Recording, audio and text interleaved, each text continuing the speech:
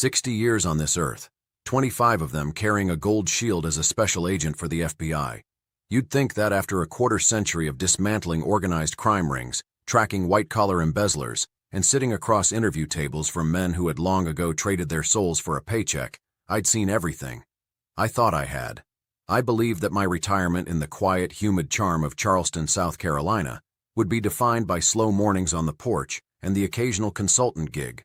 I thought the days of my hands staying steady while my blood boiled were over. I was wrong. The moment that changed the trajectory of 3 lives didn't happen in a rain-slicked alley or a sterile interrogation room. It didn't involve a wiretap or a high-speed pursuit.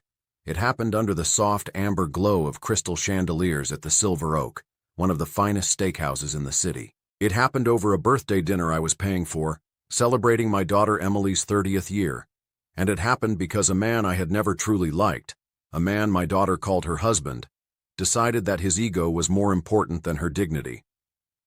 My name is Arthur Miller. To the Bureau, I was a tactician. To the criminals I put away, I was a ghost. But to Emily, I was just Dad.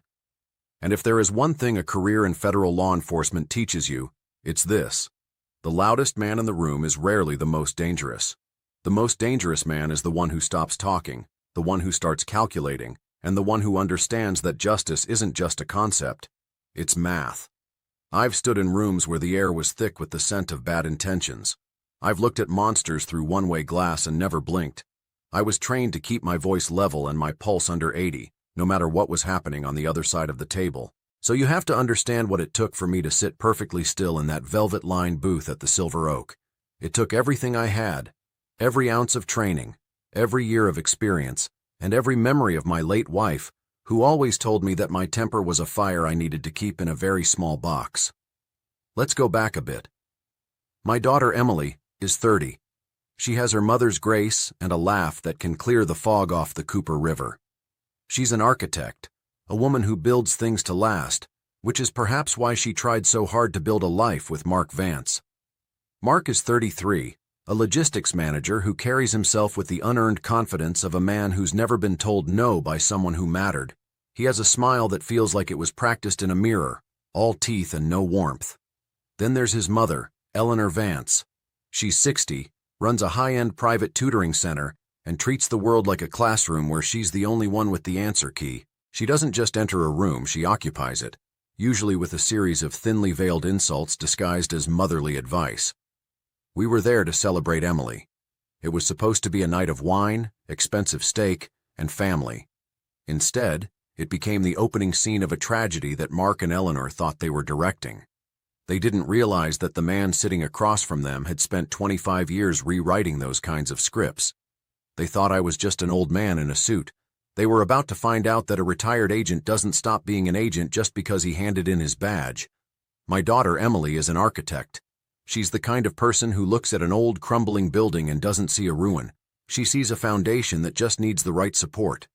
She spent 5 years in college learning how to make structures stand against the wind and the salt of the Atlantic. Maybe that was her mistake with Mark Vance. She looked at him and thought he was a project she could finish, a structure she could reinforce. They met 4 years ago at a charity gala in downtown Charleston. Mark was charming then, or at least, he had the practiced charm of a man who knows how to move cargo and people. He's a logistics manager for a major shipping firm out at the Wando Welch terminal. He's 33, drives a black heavy-duty pickup truck that has never seen a day of actual work, and wears suits that cost more than my first 3 cars combined. He has this way of shaking your hand where he squeezes just a second too long, a subtle power play that most people miss. I didn't. From the first time Emily brought him home to our house in Mount Pleasant, my gut, the one that had helped me sniff out federal fugitives for 2 decades, was screaming. There was something in the way he looked at Emily when she wasn't looking at him. It wasn't love, it was ownership. But Emily was happy, or she told me she was, and as a father you want to believe your children are smarter than your suspicions. I gave her away at the wedding at the Magnolia Plantation. I made the toast, and I kept my mouth shut. That's a habit I've had to work on lately, being too generous with people who don't deserve it. Mark's mother, Eleanor Vance, is a different kind of monster. She's 60, and she runs Vance Elite Tutoring, a high-end private center in the West Ashley area. She's the gatekeeper for the city's wealthy families who want their kids in the best prep schools. She's loud, opinionated, and has a way of inserting herself into every conversation, like she's the ultimate authority on everything from kitchen tile to the correct way to raise a husband. She's been a permanent fixture in their marriage since the second week of their honeymoon, always there with a critique, always there to remind Emily that she was lucky a man of Mark's caliber chose her. For 3 years I watched the light in Emily's eyes start to dim, 1 watt at a time. Her posture changed. She started wearing her hair up more, looking smaller, quieter. When they'd come over for Sunday dinner, Mark would make these little comments. Jokes, he called them, about her career or her cooking. He'd say things like, Emily's great at designing buildings, but she can't seem to manage a simple grocery list. Eleanor would always be there, nodding, a thin smile on her face, adding, Well, Mark just wants the best for you, dear. A woman should appreciate a man who takes charge. I saw the tightening of Emily's jaw. I saw the way she started looking at the floor whenever Mark raised his voice, even slightly. I've seen that look before. I've seen it in the eyes of witnesses who are too afraid to testify. I've seen it in the rooms where I've had to process domestic calls that ended in a crime scene. It's the look of someone who is slowly being erased by the person who is supposed to love them. But Emily never said a word. She inherited my stubbornness, the kind that makes you want to fix a problem on your own rather than admit you're in over your head. She kept making excuses for him. He's just stressed at the terminal, Dad. Or, Eleanor means well. She's just old-fashioned. I wanted to grab him by the collar and explain exactly what I did for 25 years, but I knew if I did, I'd lose her. I had to wait. I had to watch. If you've been following these stories for a while, you know that the bad guys always think they can get away with it because they haven't met the right person yet. If you want to see how this particular math works out, do me a favor. Hit that subscribe button and join the community. We talk about real justice here, the kind that doesn't just bark, but bites. 97% of you watch without subscribing, but it's that small 3% that keeps this channel running and ensures these stories get told. So, thank you for being here. Now, back to that Saturday night at the Silver Oak. October 4th, 7:30 p.m., Emily's 30th birthday. I had made the reservation weeks in advance. I wanted it to be perfect. I wanted to remind her that she was valued. We were halfway through the appetizers, calamari and prime rib sliders, when the air in the booth shifted. It started over something small. Emily had spent the previous weekend at my place, helping me go through her mother's old architectural sketches. She'd stayed overnight because we'd lost track of time. Mark didn't like that. He started in on her, his voice low, that dangerous sharp edge cutting through the restaurant's background noise. He was talking about respect and priorities. He said she was neglecting her duties at home to play with old papers. I was sitting there swirling a glass of Cabernet watching them. My detective's brain was recording every micro-expression. Mark's face was turning a dull red.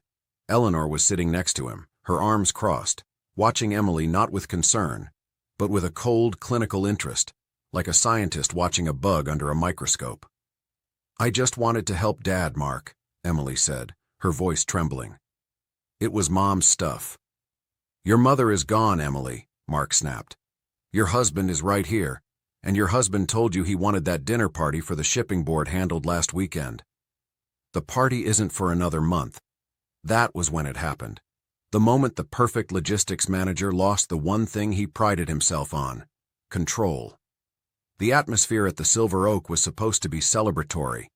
The restaurant was filled with the low hum of Charleston's elite, the clinking of heavy silverware against porcelain, and the occasional burst of laughter from the bar. Our booth was tucked away in a corner, draped in shadows and expensive velvet, a place designed for intimacy and high-stakes business deals. But as I sat there watching Mark's face darken, I realized this wasn't a celebration anymore. It was a crime scene in the making. Mark hadn't touched his steak. He was too busy leaning forward, his shoulders hunched like a predator, focusing entirely on Emily. You're not listening, Emily, he said, his voice dropping to a gravelly whisper that was somehow louder than a shout. I told you that the shipping board dinner is the most important night of my quarter, and you decided that playing with your father's archives was more important than making sure the catering and the guest list were finalized. It's a lack of respect. Not just for me, but for the life I provide for you. Emily's hands were trembling under the table, but I could see them. She was trying to maintain some dignity in a room full of people. Mark, it was one night. I stayed to help Dad because it's the anniversary of Mom's passing next week. I thought you'd understand. Understand? Eleanor chimed in, taking a slow sip of her Chardonnay. She didn't look at Emily. She looked at the glass as if she were inspecting it for flaws. Emily, dear, a husband's career is the foundation of a household. If the foundation is neglected, the whole structure falls. Mark is simply trying to teach you how to prioritize. You've always been a bit scattered. I felt the first spark of heat in my chest. In my 25 years at the Bureau, I've had criminals spit in my face. I've had men threaten my life while I was sitting 3 feet away from them. I knew how to stay cool.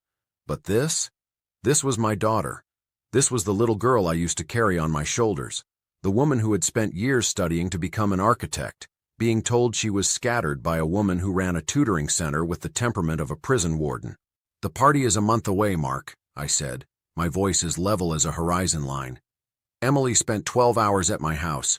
She didn't neglect anything. Mark didn't even look at me. He was locked on Emily. I wasn't talking to you, Arthur, he snapped. Then he turned back to my daughter. Answer me, Emily. Is your father's nostalgia more important than my career? It's not about that, Mark. Answer me. The table went silent. A couple at the booth next to us glanced over, their forks hovering mid-air. Emily looked down at her plate, her eyes filling with tears. She didn't want a scene. She never wanted a scene. She tried to pull away, to perhaps excuse herself to the restroom, but Mark wasn't done. This is the moment.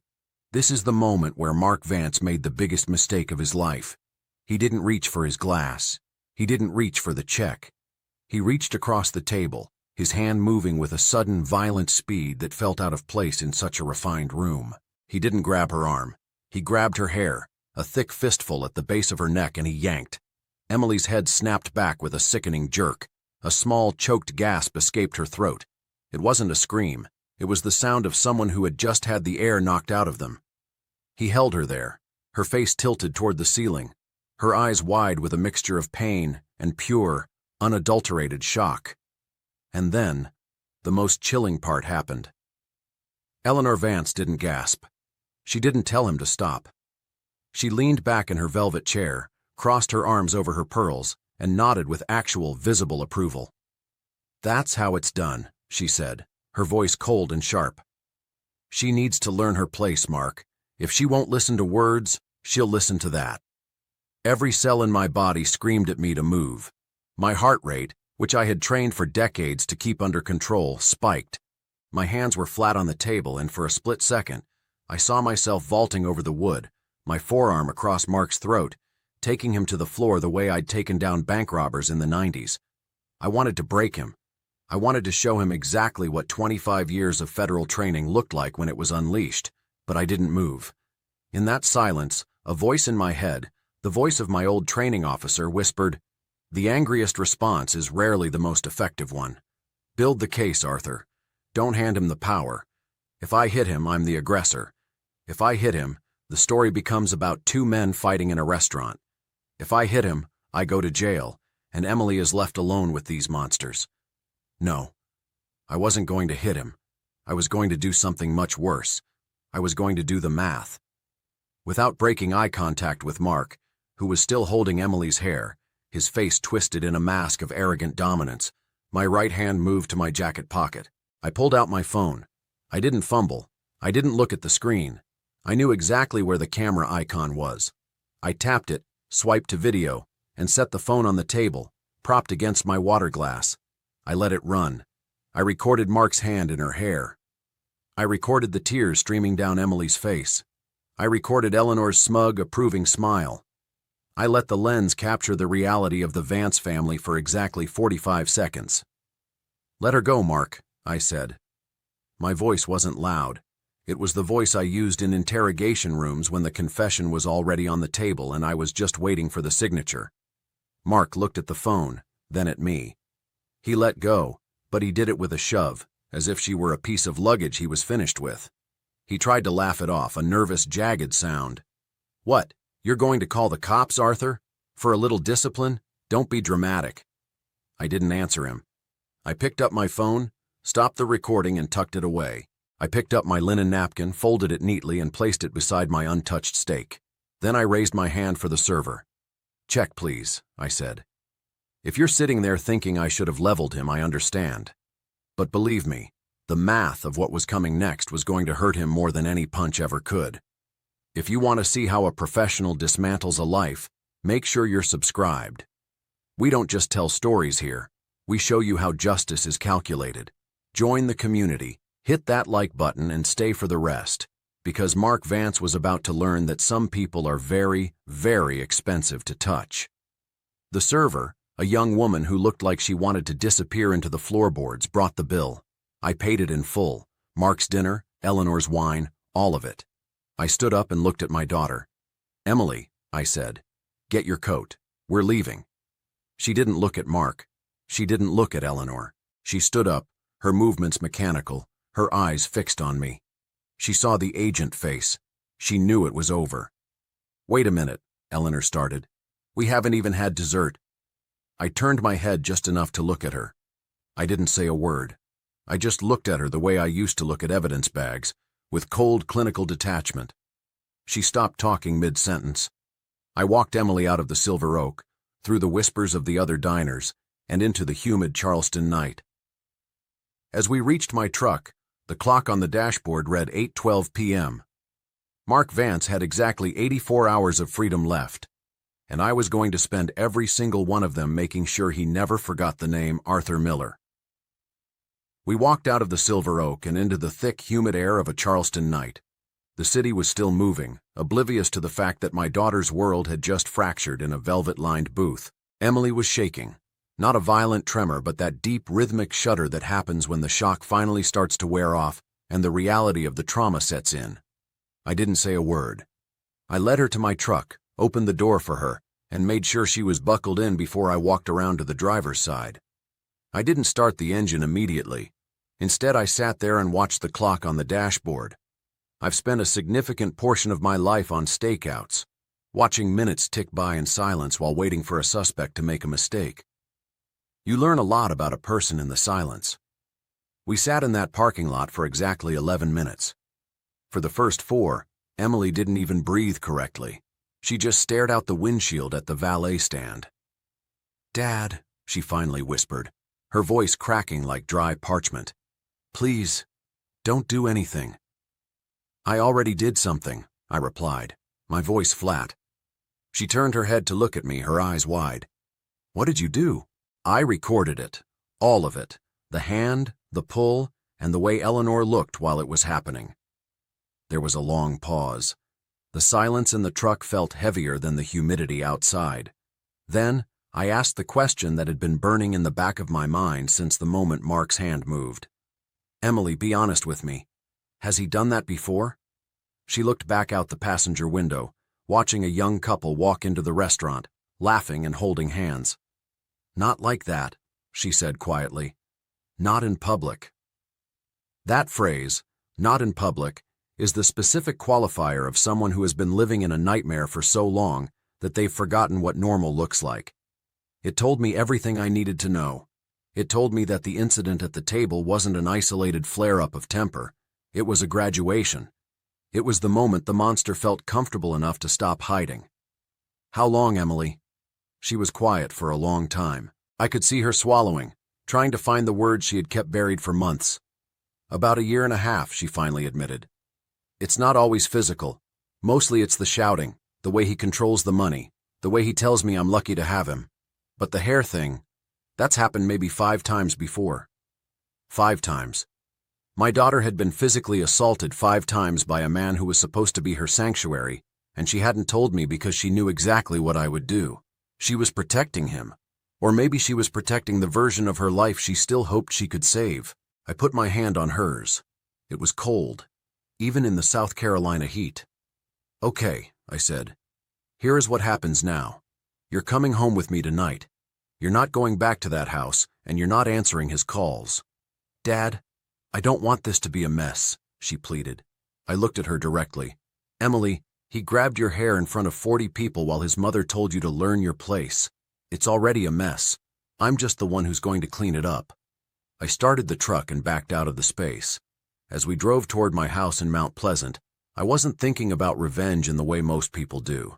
I wasn't thinking about a dark alley or a baseball bat. I was thinking about the video on my phone. I was thinking about Mark's employment contract and Eleanor's business license. I had been a federal agent for 25 years. I knew how to build a case, document by document, until there was no exit left for the target. Mark thought he had won a domestic argument. He didn't realize he had just handed a retired FBI agent the only piece of evidence I needed to dismantle his entire existence. Tonight, Emily would sleep under her mother's old quilts. Tomorrow morning, the math would begin. We reached my house in Mount Pleasant just after 9 p.m. The drive had been quiet, the kind of heavy pressurized silence that follows a storm. I didn't push Emily to talk anymore. I knew she was processing a year and a half of secrets in the span of a 20-minute drive. I made her a cup of tea, chamomile the way her mother used to make it, and saw her settled on the living room sofa under one of Ruth's old hand-knit quilts. Within 30 minutes, the exhaustion of the trauma had won and she was asleep. I, however, was wide awake. I sat at my heavy oak kitchen table, the same table where I'd spent countless nights reviewing case files during my years with the Bureau. I pulled out my phone and watched the video from the restaurant. 1 time, twice, 3 times. I wasn't watching it to hurt myself. I was watching it as an investigator. I was looking for the clarity of the image, the visibility of Mark's grip, and most importantly, the clear, undeniable audio of Eleanor's approval. That's how it's done, her voice crackled through the phone's speakers. She needs to learn her place. It was perfect. In the world of evidence, we call this a gift. Usually in domestic cases, it's one person's word against another's. It's, he said, she said, in a dark bedroom. But Mark and Eleanor had been arrogant enough to stage their assault in a high-end steakhouse in front of 40 witnesses and a retired FBI agent. They thought their status in Charleston protected them. They didn't realize it just made the spotlight brighter. At 10:30 p.m., I made my first call. I didn't care about the hour. The man I was calling hasn't slept a full 8 hours since the mid-90s. "Ray, it's Arthur," I said when the line picked up on the second ring. Ray Harrison was my partner for 12 years. He's the kind of man who can find a needle in a haystack and then tell you exactly which sheep the wool came from. He retired a year after I did and now runs a high-level private security and digital forensics firm in Columbia. "Arthur? It's late for a social call. What's wrong?" "I have a video of Mark Vance assaulting Emily at a restaurant tonight. Public setting, multiple witnesses, and his mother is on camera encouraging it." There was a long silence on the other end. I could hear Ray's breathing change, the shift from a friend to a professional. "How bad is she?" "She's shaken, but she's safe. She's at my place." "I need this handled, Ray. I'm not going the baseball bat route, I'm doing the math." "Good," Ray grunted. "The bat gets you arrested. The math gets them erased. Have you filed the report yet?" "Tomorrow morning. I wanted to check in with you first. I need to know about the digital side. I want the restaurant's security footage before Mark's family has a chance to lean on the management. Consider it done. I'll have a tech at the Silver Oak by noon tomorrow. Who's your legal?" "I'm calling Leo Sterling." "Sterling? Good choice. He's a shark in a 3-piece suit. If you've got that video, Leo will have Mark in a cage by Tuesday. Keep your hands clean, Arthur. Let the system do the heavy lifting." I hung up and immediately dialed the second number. Leo Sterling is a high-stakes family law attorney. We met 10 years ago when I was the lead agent on a federal racketeering case that involved one of his clients. He's expensive, he's ruthless, and he doesn't like to lose. "Leo, I need an emergency consultation at 8 a.m. tomorrow," I told his service. "This is Arthur Miller. It's about my daughter. I have video evidence of a public assault and a mother-in-law aiding and abetting. I want the full package: protective orders, divorce filing, and a systematic dismantling of their professional standing." By the time I put my phone down, the clock was nearing midnight. I felt a strange sense of calm. In my career, the hardest part was always the unknown, the suspect you couldn't find, the motive you couldn't prove. But here, the suspect was at his house, likely sleeping the sleep of the entitled, and the motive was recorded in 4K resolution. If you're new to this channel or if you've been following our stories of justice for a while, you know that we don't advocate for senseless violence. We advocate for the math. We advocate for using the law and evidence to protect those who can't protect themselves. If you believe that people like Mark Vance shouldn't get away with it, do me a favor, hit that like button and subscribe. It tells the algorithm that these stories matter. 97% of you watch without subscribing, but it's the 3% who join the community that keep this mission alive. Thank you for your support. The next morning, Sunday, October 5th, I was at Leo Sterling's office in Columbia at 8 a.m. sharp. The city was quiet, but inside that office the gears were already turning. Leo watched the video twice. He didn't flinch. He didn't even look surprised. He just leaned back in his leather chair and tapped his pen against a yellow legal pad. "Arthur, you were always good at collecting evidence," Leo said, looking at me over his glasses. "This video is a masterpiece. In South Carolina, we are a one-party consent state for recording. This is fully admissible. But it's the mother, Eleanor, that makes this interesting. She encouraged it, Leo. She told Emily to learn her place, while Mark was pulling her hair." "Exactly," Leo smiled, but there was no warmth in it. "Eleanor Vance runs Vance Elite Tutoring, correct? She's licensed by the state board. A woman who encourages physical violence against another woman is not someone the state wants around children. We're going to file a fitness review with the licensing board tomorrow morning." "And Mark?" "Mark is a logistics manager at a firm with a very strict code of conduct. I happen to know their HR director. We won't threaten them. We'll simply notify them of the pending criminal charges and the existence of the video. Most corporate insurance policies won't allow them to keep a manager on the payroll who has a documented history of public battery. It's a liability they won't touch." Leo started writing, his pen flying across the paper. "Here's the plan, Arthur. Step 1. Emergency protective order. I'll have it signed by a judge by noon. Step 2. You go to the Charleston PD and file the assault report. Show them the video. Don't leave until you have a case number. Step 3. I file the divorce papers on Monday morning, citing physical cruelty. We're going to build a door for Emily, Arthur, and we're going to make sure that when she walks through it, Mark and Eleanor are left with nothing but the bill." I stood up and shook his hand. I didn't need favors. I needed work. And Leo Sterling was about to do the best work of his career. As I walked out of his office, I looked at the sun rising over the city. Mark Vance thought he had won a small domestic battle at a steakhouse. He thought he could bully my daughter into submission. He didn't realize that a retired agent doesn't just get mad, he gets even. And in the world of federal investigations, we always start with the math. 4 days. That's all it would take. Monday morning, 9 a.m. In the world of law enforcement, we often say that Monday is when the bill comes due for a weekend of bad decisions. While the rest of Charleston was waking up to their first cup of coffee and dreading the work week, I was sitting in the lobby of the Charleston Police Department. I wasn't there as a retired agent looking for a pension update. I was there as a father filing a report that would change the course of 2 lives forever. The officer who took my statement was a young man named Officer Jenkins, maybe 27, with a crisp uniform and the careful, observant eyes of someone who actually still believed in the manual. I liked him immediately. I handed him my phone and let him watch the video of the dinner at the Silver Oak. I watched his face as the video played.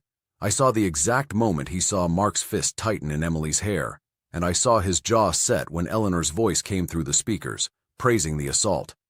"Mr. Miller," he said, handing the phone back with a level of respect that only one cop gives another.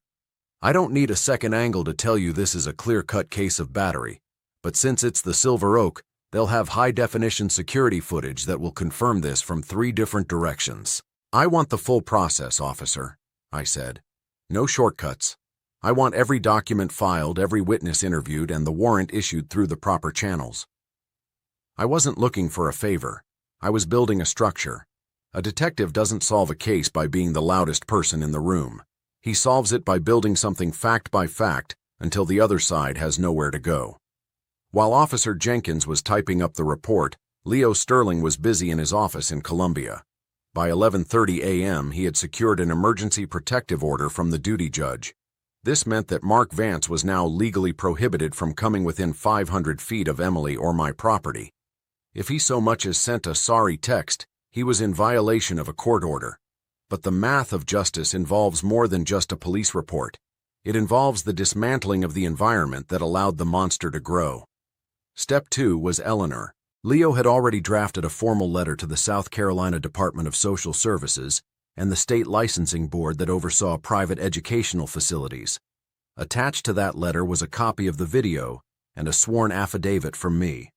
A woman who runs a tutoring center for young children, a licensed professional, appearing on video encouraging domestic violence and telling a victim to learn her place, is a liability that no state board wants to touch. They don't just send a warning, they open a fitness investigation. I knew what that meant for Vance Elite Tutoring. In a city like Charleston, reputation is the only currency that matters.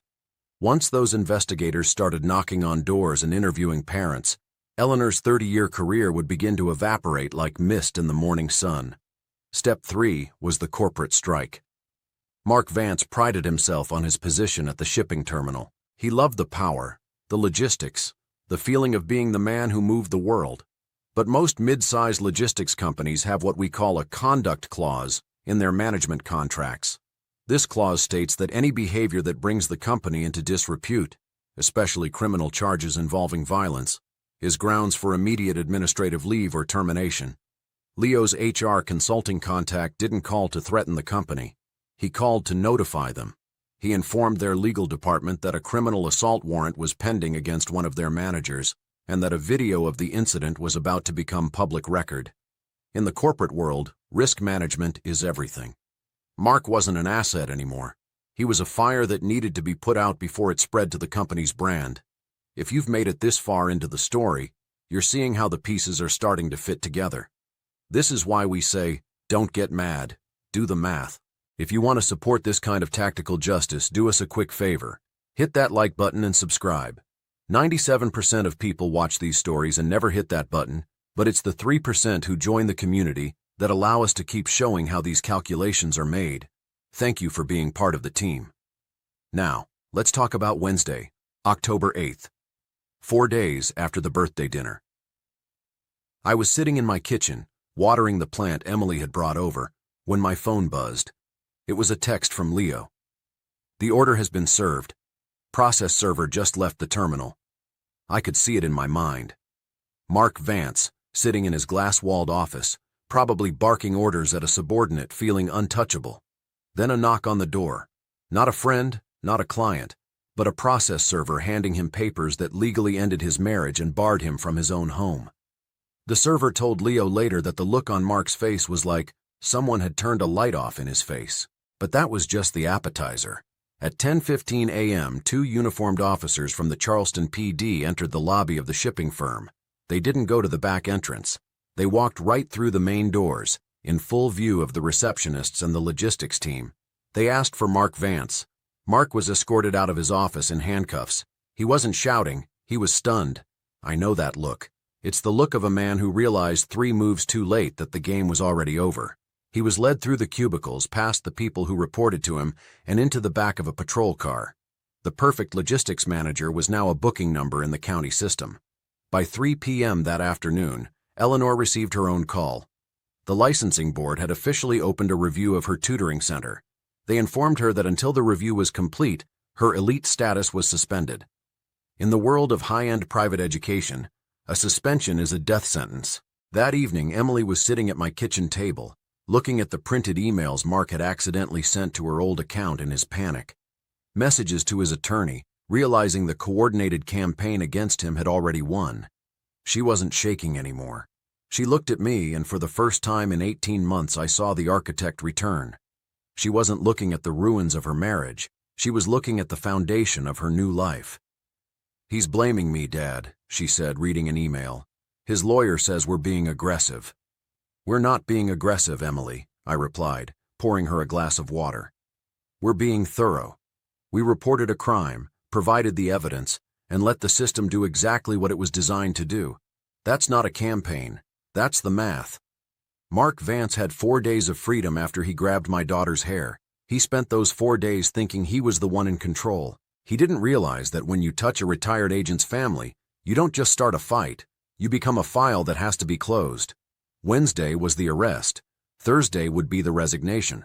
But for tonight, the house was quiet, the doors were locked, and for the first time in a year and a half, my daughter was finally safe. Monday, October 27th. Exactly 23 days since that birthday dinner at the Silver Oak.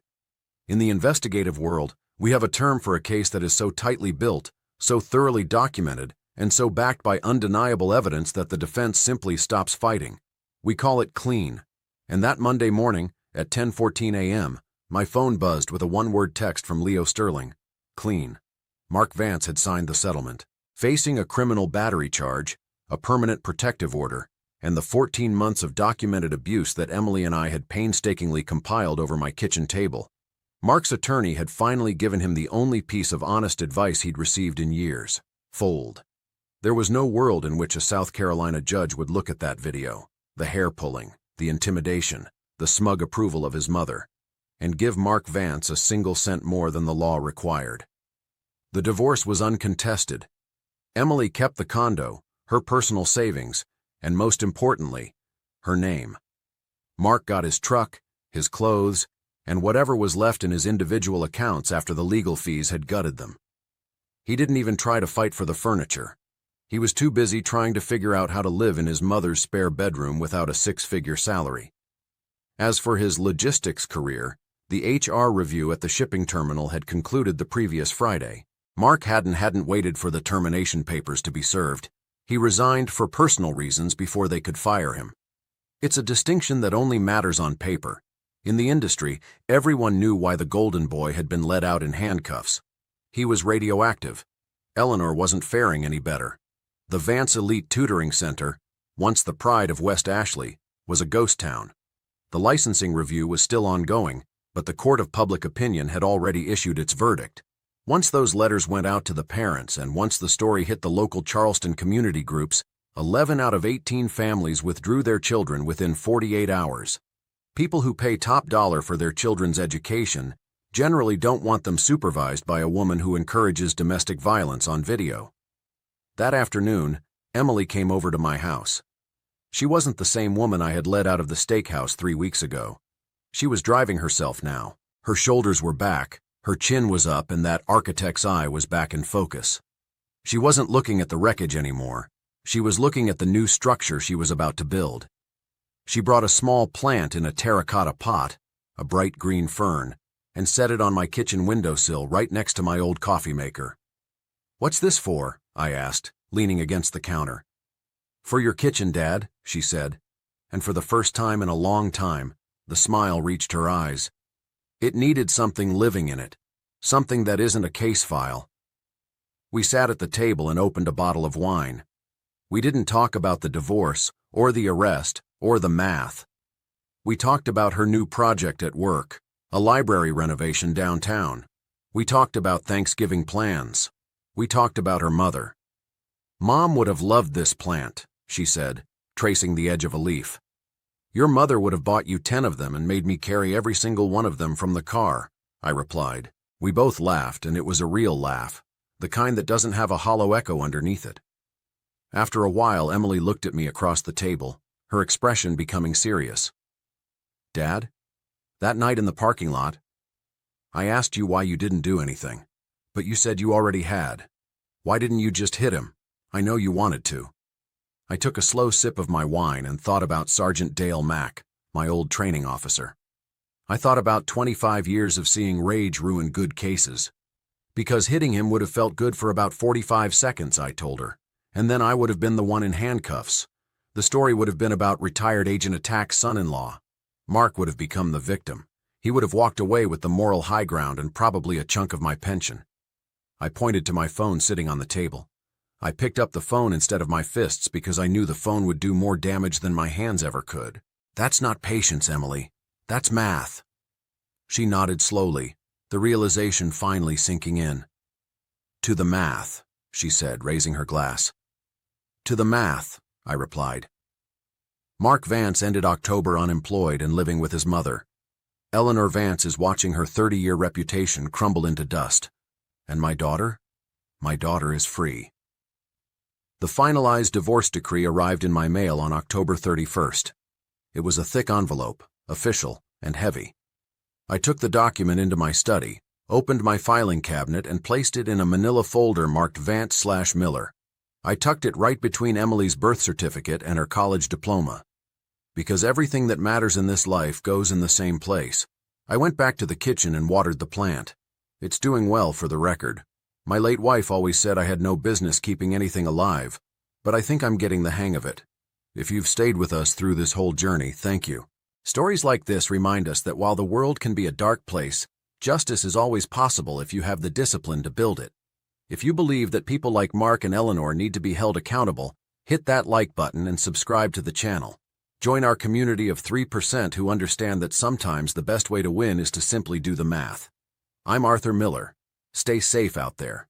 And remember, keep your voice level, your hands steady, and always, always record the truth.